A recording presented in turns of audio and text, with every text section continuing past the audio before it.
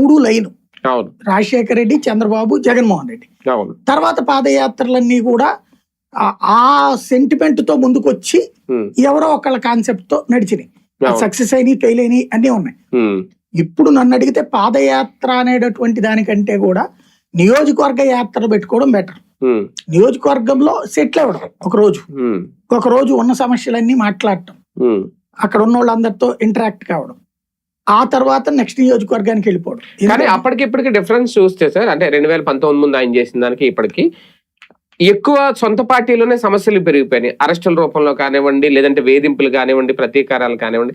ఇప్పుడు జగన్ బయటకు వెళ్ళి అడుగు పెడితే ఓకే, ప్రజా సమస్యల గురించి మాట్లాడడం ఒక ఎత్తు అయితే, సొంత పార్టీకి సంబంధించి కార్యకర్తలకు సంబంధించి వాటి మీద మాట్లాడాల్సింది రెండో ఎత్తు. అంటే ఈసారి ఆ క్రిటికల్ పొజిషన్ అని ఉంటుంది ఆయన ముందు వెళ్తే.